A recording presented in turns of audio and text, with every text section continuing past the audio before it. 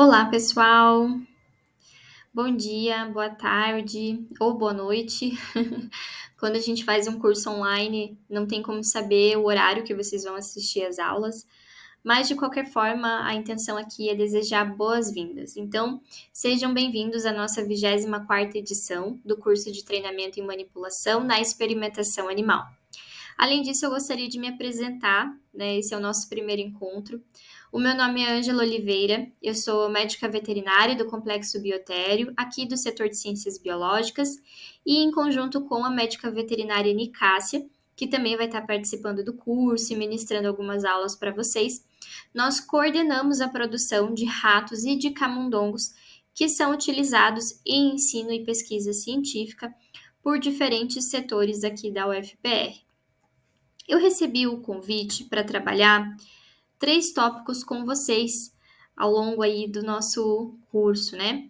Sendo eles, em primeiro lugar, o histórico do uso de animais para fins de ensino e pesquisa científica.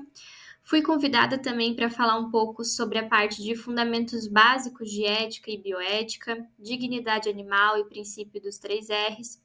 E por último, a gente vai estar trabalhando aí métodos alternativos, trazendo para vocês definições, a importância e também alguns exemplos. Então, para trazer esses temas de forma clara, né, e facilitar a nossa discussão, eles estarão divididos em 4 aulas diferentes. Então, como eu disse anteriormente, nós estaremos juntos aí em outros momentos desse curso. E eu trouxe para vocês também uma outra perspectiva desses temas que vão ser trabalhados. Então, se nós parássemos para avaliar esses 3 tópicos por outro ângulo, é possível perceber que eles são um caminho. São 3 tópicos que nos orientam a respeito da experimentação animal. Em que sentido? O histórico do uso de animais, ele nos mostra onde nós estivemos. Então, nada mais é do que uma retrospectiva dos primeiros relatos ao uso de animais em ensino e pesquisa, bem como as diferentes etapas pelas quais a nossa área de atuação passou. A parte de fundamentos básicos de ética e bioética e princípio dos 3 R's vem para fazer a ponte entre o histórico e nos mostra onde nós estamos hoje, servindo aí como base para nortear a elaboração de protocolos experimentais e também as legislações vigentes. E por fim, a gente tem a parte de métodos alternativos, que nos mostra para onde nós vamos, certo? Apontando aí tendências dentro da experimentação animal.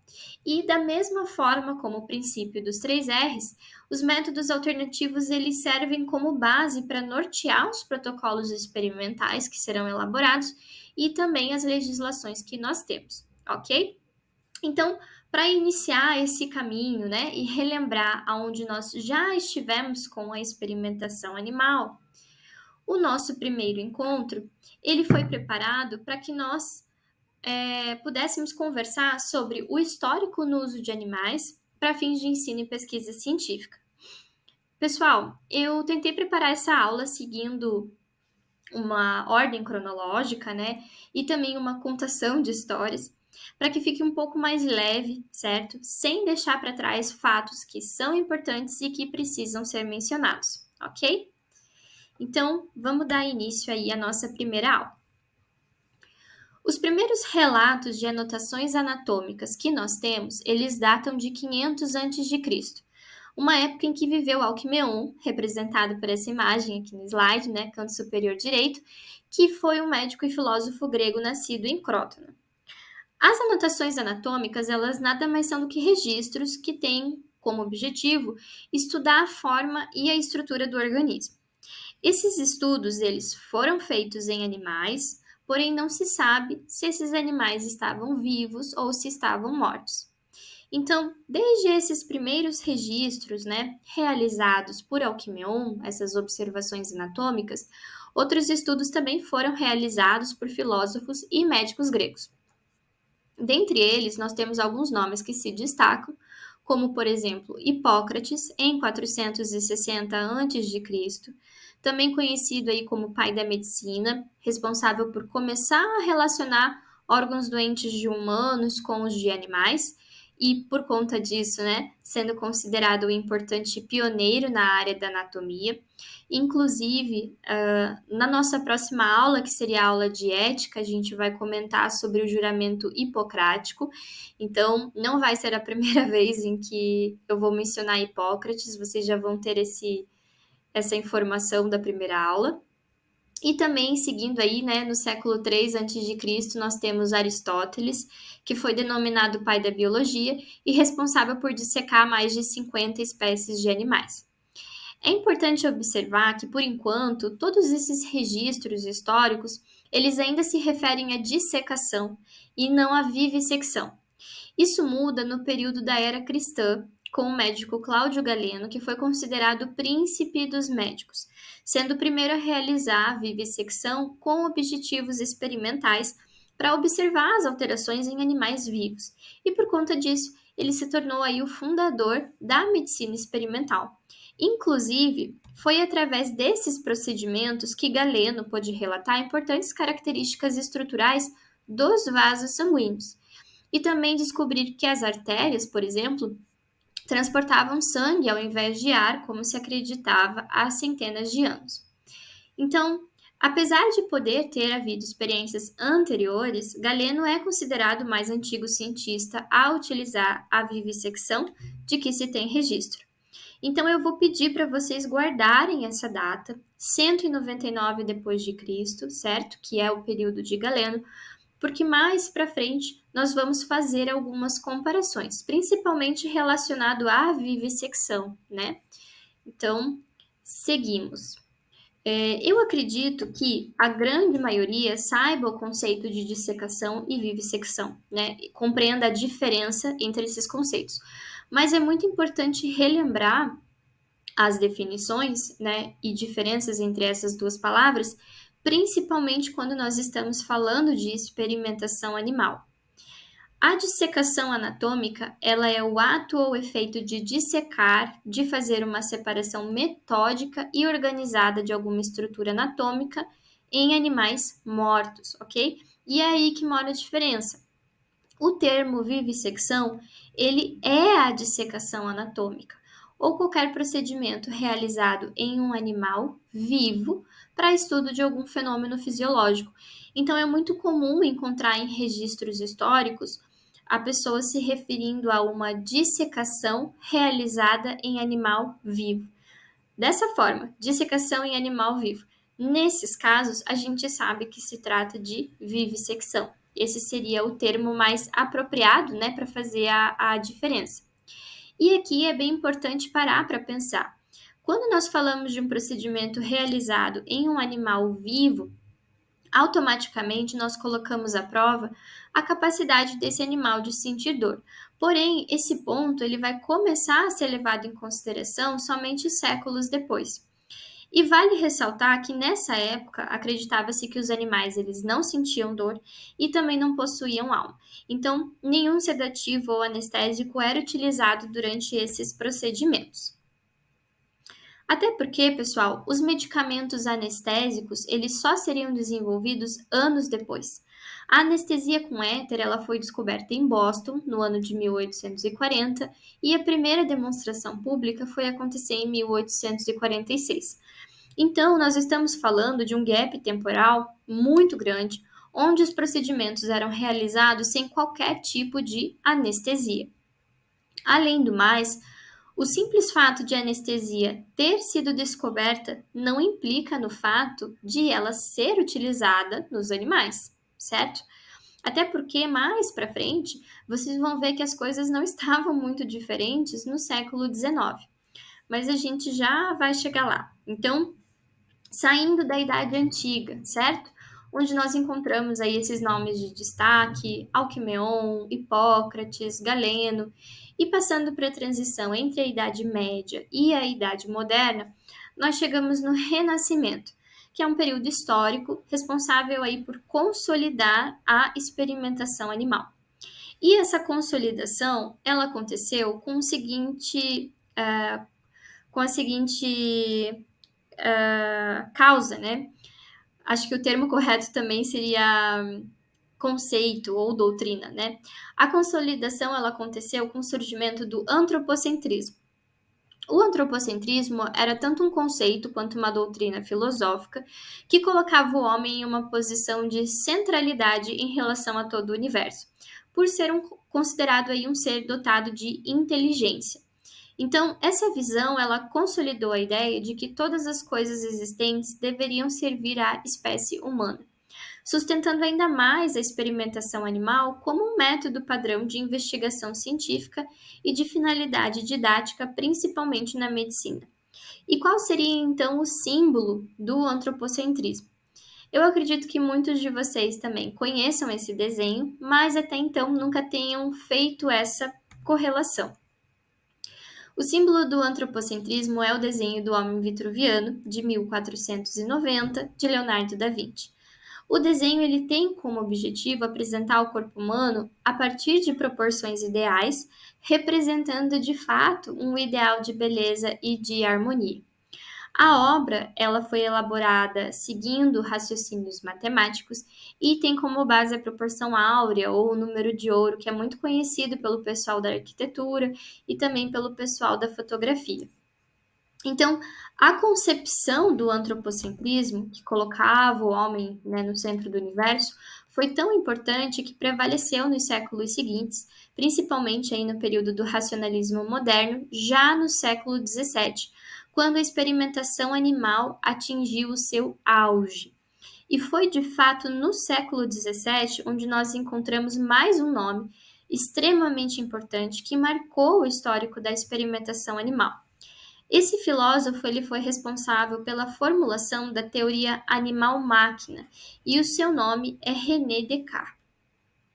Então, dentro dessa teoria mecanicista, os animais eles não seriam mais do que simples máquinas e, sendo assim, eles estariam excluídos da esfera das preocupações morais humanas. Então, ferir um animal ou infringir dor não era algo sequer considerado. Assim, como para toda teoria, né, existe uma justificativa, para essa não foi diferente.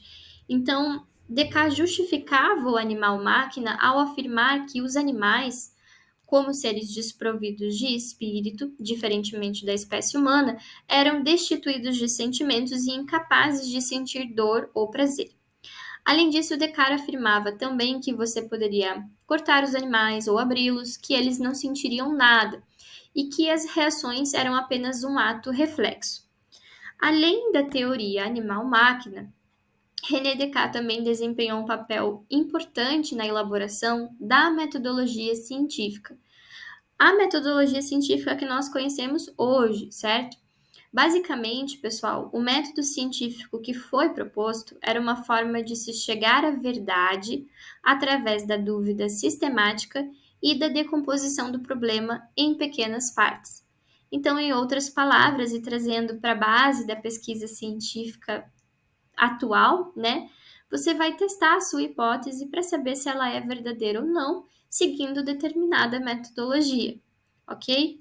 E o pensamento mecanicista, alinhado a essa metodologia científica, foi algo que se repetiu aí durante muito tempo, se estabelecendo da Idade Moderna, que era onde nós estávamos, até a Idade Contemporânea. A metodologia científica por si só, ela perdura até hoje, né? Tanto que o discurso do método é considerado uma das maiores obras da vida de Descartes. E foi durante a Idade Contemporânea que nós tivemos outros marcos importantíssimos dentro do uso de animais para fins didáticos e também de pesquisa científica. Então, nos séculos seguintes, e agora nós já estamos falando de século XVIII e XIX, dando continuidade ao pensamento de Descartes, dois médicos fisiologistas, François Magendie e seu sucessor Claude Bernard, contribuíram para a aplicação do método científico e, além disso, introduziram na área da investigação médica a utilização sistemática de animais de laboratório. Nessa época, pessoal, ambos foram considerados notórios vivisseccionistas, principalmente por conta das pesquisas pioneiras que foram realizadas na área da neurofisiologia. Lembrando que Nós já repassamos aí a diferença, né, entre os conceitos de dissecação e vivissecção. Então, dentre essas pesquisas pioneiras que foram desenvolvidas, nós podemos e devemos, né, citar algumas. A primeira diz respeito à descrição da abertura mediana do cérebro, ou então conhecido forame de Magendie, que conecta o quarto ventrículo com o espaço subaracnoide. E nós tivemos também, pela primeira vez na história, a diferenciação das propriedades sensoriais e motoras dos nervos espinhais e também suas diferentes inserções na medula, conhecida como Lei de Bell-Magendie, sem excluir, é claro, as contribuições aí de Charles Bell, que também teve o seu nome prevalecendo aí na lei. Então, no que diz respeito aos feitos de Claude Bernard, é possível citar o estudo e a descrição da função glicogênica do fígado. Inclusive, foi esse estudo que fez com que Bernard lançasse posteriormente a luz sobre a causa do diabetes mellitus. E, além disso, Bernard também foi responsável pela descrição e descoberta do sistema vasomotor, estabelecendo aí a existência de nervos vasodilatadores e vasoconstritores. Por fim, pessoal, nós temos o conceito-chave ao qual Bernard é relacionado, que seria a parte de homeostase. Ele foi responsável por escrever que a estabilidade do ambiente interno é a condição para a vida livre e independente, denominado na época como definição de ambiente interno, traduzido aí, tradução literal do francês. E posteriormente, né, pessoal, essa definição, essa descrição foi considerado um dos fundamentos básicos da fisiologia, conhecido aí como a homeostase, conceito de homeostase. Então, porém, ainda que todo esse conteúdo pontuado nos últimos 2 slides fosse considerado aí, de fato, feitos notáveis, né, para a ciência como um todo, conforme mencionado anteriormente, para que tais avanços fossem obtidos, tanto Magendie quanto Bernard utilizavam os animais vivos nas salas de aula e nas práticas com os alunos. Ambos os fisiologistas, eles chegaram a chocar seus contemporâneos com as dissecações que eram realizadas, enquanto os animais estavam vivos durante as palestras aí ministradas de fisiologia. Então, eu trouxe para vocês alguns recortes feitos na época, para que a gente possa analisar e entender quando que os próprios contemporâneos começaram a se contrapor aos métodos utilizados, né? Quando as coisas começaram a mudar. Então, um desses registros foi feito por Richard Martin, um deputado irlandês, que foi responsável por apresentar o famoso projeto de lei que proibia a crueldade contra animais no Reino Unido. E Martin descreveu uma vivissecção pública de um cão da raça galgo realizado por Magendie. Ele descreve que o animal foi pregado na orelha e na pata, metade dos nervos de sua face foram dissecados e que depois o animal foi deixado durante a noite para dissecação adicional na manhã seguinte, chamando aí Magendie de uma desgraça para a sociedade. Havia também uma crença entre os médicos britânicos, mesmo aqueles que defendiam a experimentação animal, de que Magendie sujeitava propositalmente os seus animais experimentais, como eram chamados, a torturas desnecessárias. Então, além de atrair duras críticas de contemporâneos na Grã-Bretanha e na França, os métodos de Magendie também foram, posteriormente, criticados, entre outros, por Charles Darwin, por exemplo, e Thomas Huxley. Então, para Bernard, as críticas elas não eram muito diferentes. E alguns livros trazem, inclusive, um registro muito curioso ao seu respeito. Dentre eles, nós podemos citar a separação entre Bernard e a esposa, quando a mesma, voltando para casa, percebeu que Bernard tinha vivisseccionado o próprio cachorro.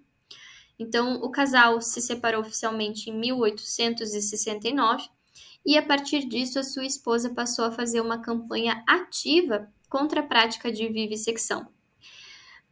Além da esposa e da filha de Bernard, né, não foram as únicas aí a levantarem oposição com os experimentos que eram realizados. Nós tivemos também o médico cientista Georges Rogan, que passou 4 meses observando e trabalhando no laboratório de Bernard, e foi um dos poucos autores contemporâneos que narrou o que acontecia por lá. Posteriormente, Rogan escreveu que as experiências no laboratório de Bernard o haviam deixado preparado para ver não apenas a ciência, mas até a humanidade perecer, em vez de recorrer a tais meios para salvá-la. Em outras palavras, ele preferia ver qualquer coisa acontecer, né, ao invés de recorrer a estes meios que Bernardo utilizava para tentar salvar a humanidade. Então, em contrapartida, né, a essa oposição da época e todas as críticas que eram feitas, Bernard escreveu que estava ciente das críticas, né, e que delas ele não se esquivava, e que, na verdade, em sua obra clássica de Introdução à Medicina e à Fisiologia Experimental, Bernard chega a afirmar que os homens têm o direito de realizar a vivissecção de forma completa e absoluta. Além disso, ele argumenta que, na verdade, seria estranho reconhecermos o direito do homem de usar os animais a cada passo da vida para o serviço doméstico e para a alimentação, e de proibirmos o uso deles para a instrução em uma das ciências mais úteis à humanidade, que era a medicina. Então, Bernard afirmava que nenhuma hesitação era possível, que a ciência da vida só pode ser estabelecida através da experimentação e que só podemos salvar os seres vivos da morte se sacrificarmos outros. É claro, pessoal, que o nosso objetivo aqui hoje, com essa aula, não é iniciar um debate para ver quem estava certo e quem estava errado na época. A intenção é realmente trazer fatos para vocês, fatos históricos, né? Recortes históricos, para que vocês possam ter uma ideia formada de como as coisas foram evoluindo ao longo do tempo, certo? E o mais interessante neste momento, né, que seria para chamar a atenção de vocês, é que, em contrapartida a todos esses argumentos, nesse momento da história, nós também escutamos relatos de pessoas que não concordavam, certo? E que, de certo modo, até lutavam pelo direito dos animais. A própria exemplo aí da esposa de Bernard, que passou a fazer campanhas ativas contra a vivissecção. Então, nós começamos a enxergar as coisas mudando, né? Uma fala que até então não era vista. Então, quem foi responsável por essas mudanças, né? Quais são as pessoas que nós podemos citar? Claro que não foi uma só, mas quais pessoas aí marcaram a história, né? Então, dividindo o mesmo período com Magendie e Bernard, nós tivemos o filósofo e jurista Jeremy Bentham, que se contrapôs à teoria mecanicista. Bentham foi responsável por lançar a base dos princípios morais e também a base para a legislação atualmente utilizada, certo? Nas regulamentações éticas aí dos procedimentos de experimentação animal. O jurista, juntamente com John Stuart Mill e James Mill, que são considerados aí os pais do utilitarismo, foi tradicionalmente considerado como um difusor, certo? Do utilitarismo. O utilitarismo, pessoal, de maneira bem simples, para que vocês tenham essa noção, é uma teoria ética que defende que as ações elas devem ser analisadas diretamente em função da tendência de aumentar ou reduzir o bem-estar das partes afetadas. Então, em outras palavras, né, o bem-estar das pessoas afetadas por um curso de ações, ele deve ser maximizado e o sofrimento minimizado, certo? E essas características constituem o chamado princípio da utilidade. Então, embora o foco dessa teoria fosse os seres humanos, a sua aplicação ela estende-se aí a todos os seres vivos que são capazes de sentir dor ou prazer, incluindo especialmente os animais. Ressalva essa que já havia sido apontada por Jeremy Bentham na época.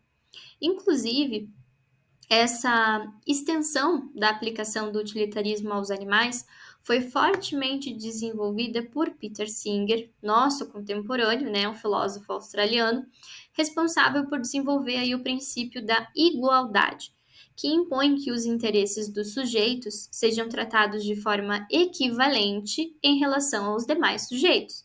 E assim, nenhum interesse seria preponderante em relação ao outro, né, se apresentando aí como um dever entre os homens.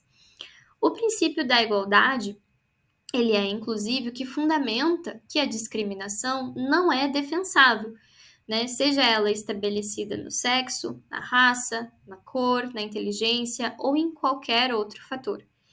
E quando nós estamos falando de experimentação animal, né, dentro do princípio da igualdade, nós estamos nos referindo ao especismo, certo? Que é uma forma de discriminação contra quem não pertence a uma determinada espécie.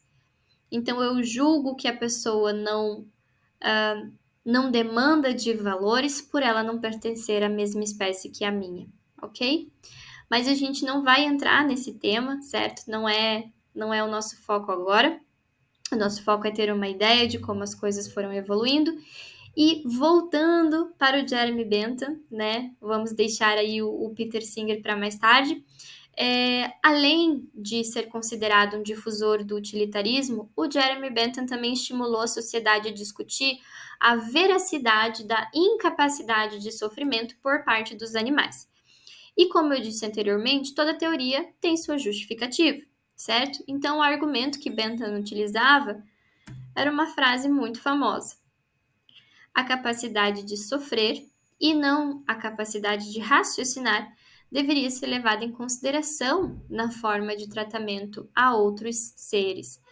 Então, a teoria mecanicista de Descartes, que falava que o animal era um ser desprovido de alma e por conta disso era incapaz de sentir dor, isso já caía por terra, né, com esse argumento de Bentham, uma vez que você deveria avaliar a capacidade de sofrer do animal e não simplesmente a capacidade de raciocinar, certo? E essa linha de raciocínio, ela foi também propagada nos séculos seguintes, quando, paralelamente ao crescimento do uso de animais de laboratório, surgiram também as primeiras leis e entidades protetoras dos animais, estendendo-se até os dias atuais. E nós podemos citar algumas também. Então, ainda no século XIX, nós tivemos a elaboração do primeiro Código de Ética na experimentação animal, trazendo os princípios que descrevem que nenhum experimento deveria ser levado a cabo se as informações pudessem ser obtidas por observação, que nenhum experimento deveria ser conduzido sem um objetivo claro e passível de obtenção, que os cientistas deveriam estar bem informados sobre o trabalho de seus antecessores para se evitar qualquer tipo de repetição. E aqui é um conceito básico de revisão bibliográfica, né, pessoal, que deve ser muito bem feita antes de nós iniciarmos aí qualquer estudo. Que experimentos justificáveis eles deveriam ser executados, levando-se em conta a menor imposição de dor possível, tá? Inclusive devendo-se utilizar organismos inferiores da escala zoológica, ou seja, menos sencientes. E por fim, que experimentos deveriam ser feitos de modo a produzirem resultados mais claros, diminuindo a necessidade de repetições. Além disso, pessoal, vejam que interessante.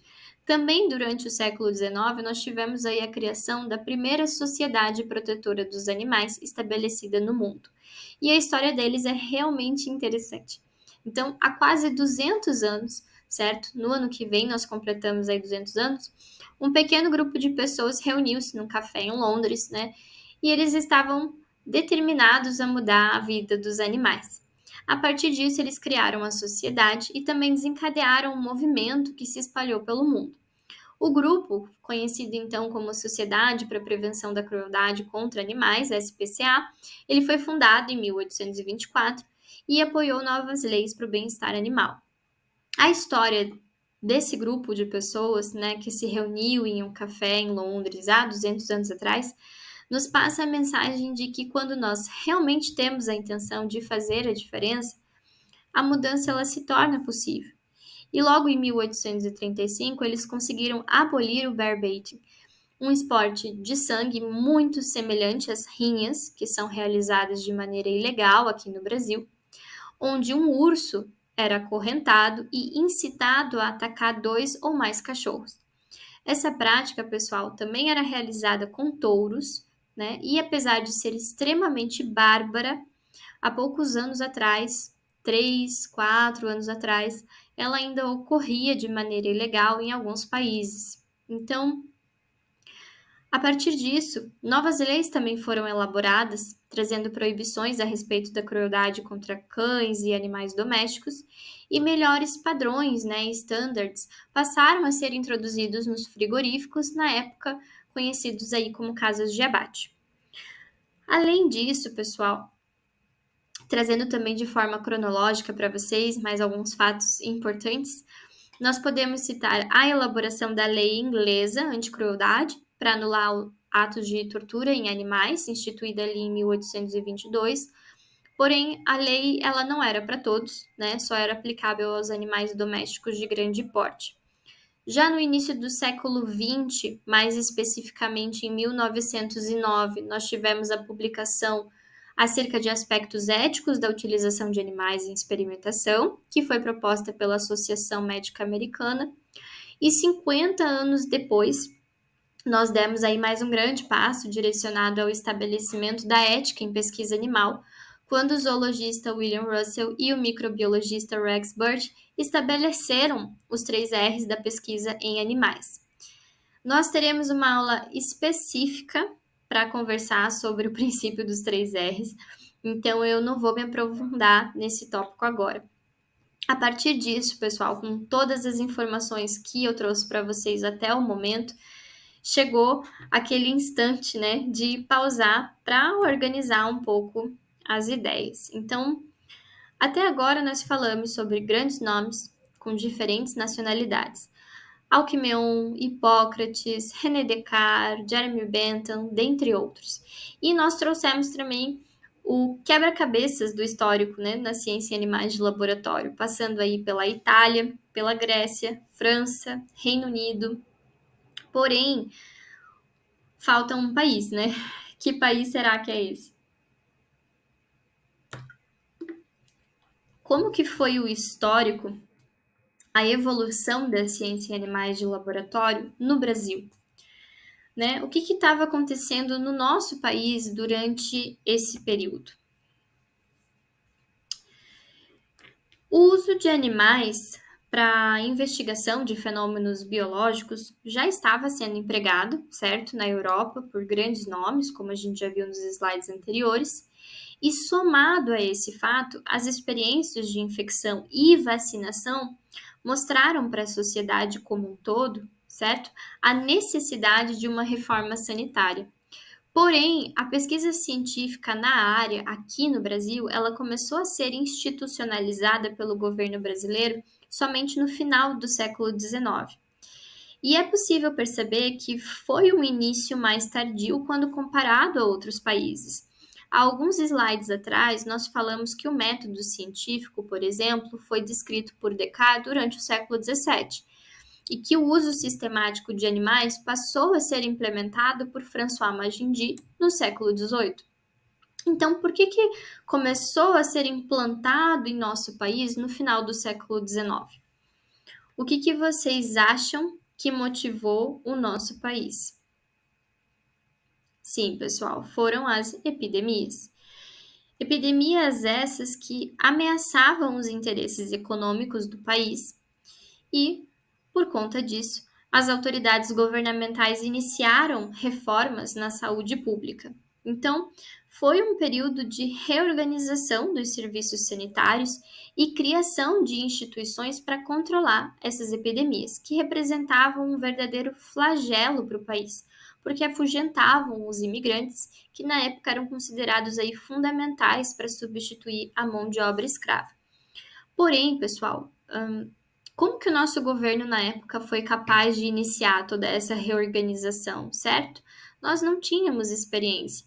Então a saída foi pedir ajuda, né? E essa ajuda, ela foi solicitada para alguém que já dominava essa área, que já tinha um know-how. E o nome dele está aqui no slide. Não tem como falar em ciência em animais de laboratório e evolução da pesquisa biomédica no Brasil sem citar, né, ou conversar um pouco sobre Pasteur. Então, quem foi Pasteur, pessoal? Para vocês terem essa ideia, né, esse conhecimento. Pasteur ele foi um químico e um biólogo francês, nascido na parte leste do país em 1822, que se dedicou aos estudos durante a graduação sobre a estrutura de cristais e seus efeitos ópticos. Eu trouxe essa informação para vocês porque eu acho extremamente curioso e foi o que me desencadeou dúvidas, né?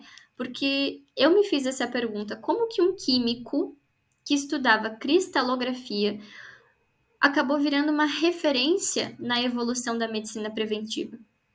Isso é extremamente curioso, né? Ele, durante a graduação, estudava a estrutura de cristais e seus efeitos ópticos. Então, como que isso aconteceu? E para isso a história explica, né? Então, depois de concluir a graduação, o mestrado e o doutorado, já no ano de 1854, inclusive foi um jovem doutor, né? Pasteur passou a dar aula de química na recém-fundada Faculdade de Ciência da Universidade de Lille, na França. Durante esse período, durante a sua tese, Pasteur foi responsável por explicar a isomeria dos ácidos tartáricos. A isomeria ela é um fenômeno no qual compostos diferentes apresentam a mesma fórmula molecular, mas diferentes fórmulas estruturais. Então, mesma molécula, estrutura diferente. A partir disso, as coisas mudaram. Por quê? O ácido tartárico, que era o objeto de estudo de Pasteur para explicar a isomeria, ele é o principal ácido do vinho. E por conta disso, ele foi convidado, na época, a investigar um sério problema de azedamento da indústria cervejeira e de vinhos de Lille. Por meio desse estudo, Pasteur descobriu que o vinho, por exemplo, se transformava em vinagre sob a ação de um micro-organismo, chamado Mycoderma aceti. O que muitos não sabiam, e que foi uma descoberta na época, é que o micro-organismo ele já estava presente no vinho. E essa descoberta, pessoal, levou Pasteur a constatar que tanto a fermentação quanto a putrefação, por exemplo, eram causadas por micro-organismos que, ainda que microscópicos, então, ainda que as pessoas não conseguissem enxergar, estavam presentes no líquido, nos alimentos, na pele das pessoas e assim por diante. Então vejam que curioso, né? As pessoas não tinham ideia deste conhecimento na época, né? E foi disseminado por conta de Pasteur. Então, além disso, não contente em descobrir apenas a causa do problema, né, do azedamento do vinho, Pasteur também conseguiu eliminar esses micro-organismos sem alterar as propriedades do produto, submetendo o vinho, por exemplo, a uma alta temperatura por um tempo limitado. Para o pessoal da área de tecnologia de alimentos, né, e também para os veterinários de plantão, esse método ele não é nada estranho, certo? Foi assim que Pasteur inventou o processo de esterilização de líquidos, que mais tarde recebeu o nome de pasteurização em sua homenagem. Então, essa sequência de estudos, né, de Pasteur sobre micro-organismos e também doenças infecciosas proporcionou grandes avanços na área da microbiologia e também da asepsia cirúrgica e industrial. Antes não se sabia que os micro-organismos estavam ali. Agora que se sabe, né, existe a necessidade, passa a existir a necessidade de asepsia. E isso é extremamente interessante, né? Porque antes dessas descobertas de Pasteur, não se sabia que a própria pele ou superfície dos objetos poderiam ser colonizados por bactérias e fungos. Então, seguindo a mesma linha de raciocínio, Pasteur também identificou a bactéria Staphylococcus como causadora da osteomielite dos furúnculos e a bactéria Streptococcus como causadora da infecção puerperal. Ele também foi responsável pela descoberta dos agentes da pebrina, conhecido aí como doença do bicho da seda, que causava grandes prejuízos aos sericultores franceses, e pela descoberta do carbúnculo hemático. Então, além de descobrir o agente, Pasteur também obteve imunidade contra essa doença através da inoculação de micro-organismos com virulência atenuada. A partir disso, pessoal, nós temos o princípio de elaboração das vacinas. Vejam que marco, mais um, né, importantíssimo, principalmente para nós, brasileiros, que mais tarde iniciaríamos a implantação dos institutos vacinogênicos. Então, Não tem como falar de experimentação animal e não falar de Pasteur, né? E ele continuou, pessoal. Em 1885, desenvolveu a vacina antirrábica, né? E em 89, uma vacina para a cólera das galinhas. Foi também aí o descobridor das propriedades bactericidas do cogumelo penicillium, né? Que resultaria aí posteriormente na síntese da penicilina por Alexander Fleming. E devido ao histórico aí de estudos e engajamento na área, Pasteur ele foi um constante defensor da adoção de medidas profiláticas para evitar doenças contagiosas causadas por agentes externos. Então percebam, pessoal, que através desses feitos, nós temos um homem estudando doenças infecciosas e também métodos de controle e profilaxia, certo? A palavra, mais uma vez, que nós estávamos precisando aqui no Brasil, né, que estava passando por epidemias, vacinas. Então, agora que a gente já entende quem foi Pasteur, qual foi o seu histórico, como que da cristalografia ele chegou na vacina, certo? Um salto incrível. Como que ocorreu a ponte França-Brasil ou Pasteur-Brasil, certo? O Pasteur, ele fundou e dirigiu até falecer em Paris o primeiro Instituto Pasteur, que se tornou um dos mais importantes centros mundiais de pesquisa científica. O instituto, ele também teve filiais em vários países, inclusive o nosso. Aqui no Brasil, foi fundado no Rio de Janeiro e era destinado ao preparo da vacina contra a hidrofobia, né? Contra a raiva, pessoal. Porém, na época, a raiva ela não viria a ser o nosso único problema. E aí vem o slide spoiler, né? Nós estamos falando, pessoal, de febre amarela, cólera, febre tifoide e varíola. Então, em 1892, o governo paulista ele autorizou a criação de 3 laboratórios, sendo um de bacteriologia, um de análises químicas e um laboratório farmacêutico. Além disso, e é aí que entra o pulo do gato, né?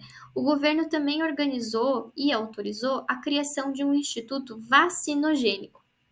Tudo isso com o mesmo objetivo: combater as epidemias da época. No ano seguinte, o negócio não parou, né? E dessa vez, por indicação do próprio Pasteur, Félix Ledantec, ou Félix, né? Existe ali a diferença de pronúncia por conta do francês, que era um pesquisador do Instituto Pasteur, ele foi convidado para implantar o recém-criado laboratório de microbiologia, que depois, ainda no mesmo ano, passaria a ser o Instituto Bacteriológico. Então, o Félix chegou ao Brasil, passou 4 meses aqui e organizou tudo, né? Fez uma previsão de gastos anuais com equipamentos, com produtos químicos e até mesmo com livros. E antes de voltar para Paris, ele indicou um homem para substituí-lo, que ficasse em seu lugar e dessa vez brasileiro. Ninguém menos do que o nosso notório cientista e médico Adolf Lutz. Esse laboratório, pessoal, né, o Instituto Bacteriológico que tinha sido criado, ele assumiu mais funções e teve suas instalações ampliadas. E ganhou um novo braço, agora na Fazenda Butantã, sob a orientação do primeiro e único Vital Brasil. Quem já foi para São Paulo ou já ouviu falar, só de escutar esses nomes já imagina a referência que esses laboratórios foram para a ciência brasileira como um todo, sob a orientação desses homens. E eu também acredito que vocês já conseguem imaginar quais institutos iriam surgir a partir desse laboratório de microbiologia. Bom, seguindo, né, na nossa história, 6 anos se passaram e as epidemias elas não deram trégua. Em 1899, um surto epidêmico atingiu o Porto de Santos. Esse ocorrido levou o governo federal a se movimentar novamente e designar uma equipe específica para identificar qual era o agente etiológico responsável por esse surto. Pelo histórico da época, né, fica fácil de imaginar quem o governo chamou, certo? Desses nomes a gente já citou alguns. Só que dessa vez nós tivemos um nome novo. Então, juntamente com Adolf Lutz e Vital Brasil, Oswaldo Cruz também foi convidado. Eu confesso que eu fico bem empolgada com a história, porque eram 3 nomes de peso trabalhando juntos, certo? Para descobrir o que estava acontecendo. Então, vamos ver o que estava por vir, né? O agente identificado pelos nossos cientistas foi a bactéria Yersinia pestis, responsável pela peste bubônica. Depois da constatação desse agente, as autoridades decidiram implantar laboratórios para a produção de vacina e de soro contra a Yersinia pestis, criando o Instituto Soroterápico Municipal, na Fazenda Manguinhos, no Rio de Janeiro. E o nosso braço do Instituto Bacteriológico lá atrás, né, que existia na Fazenda Butantan, passou a ser reconhecido como Instituto Serum Terápico, ok? Esse slide, ele merecia até aquela música de fundo, né, de realização, assim.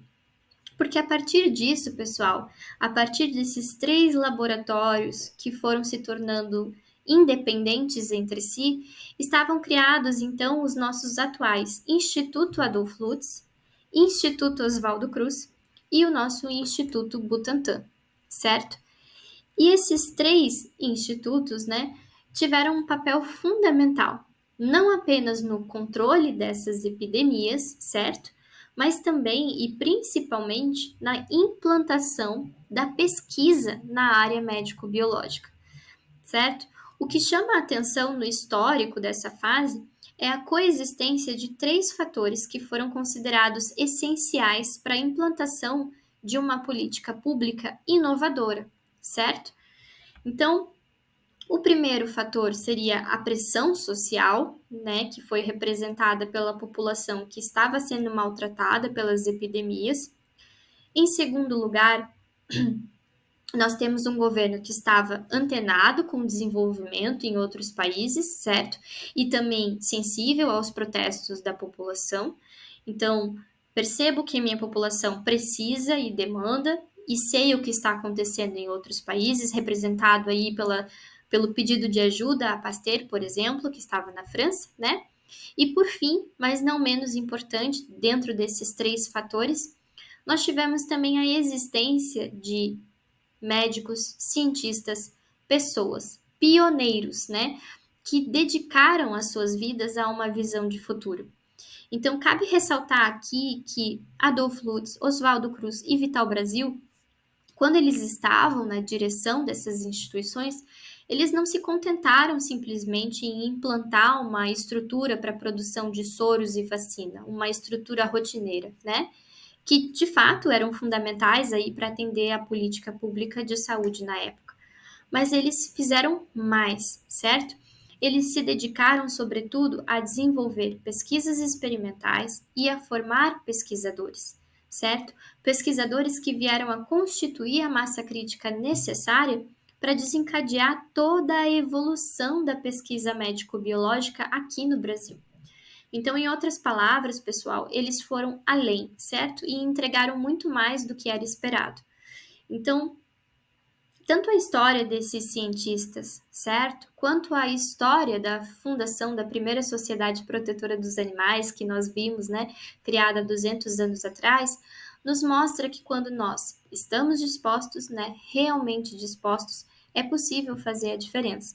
Afinal, hoje, nós, eu, vocês, nossos colegas, nós constituímos a massa crítica da sociedade, certo? Então, para concluir, né, eu trouxe uma frase da primatologista Jane Goodall, que, na minha humilde opinião, é uma das cientistas, ou como ela mesma se identifica, naturalista, né, mais brilhantes que já existiu e existe, certo? As nossas atitudes, elas fazem a diferença, mas é preciso escolher que tipo de diferença nós queremos fazer, ok? Então, pessoal, hoje nós paramos por aqui. Eu espero realmente que vocês tenham gostado da aula. Eu sei que o assunto, às vezes, ele acaba sendo um pouco pesado, mas é muita informação para 1 hora, né? De qualquer forma, eu deixo o meu e-mail para contato, caso vocês tenham alguma dúvida, e eu me coloco à disposição, ok? Muito obrigado pela atenção e até o nosso próximo encontro.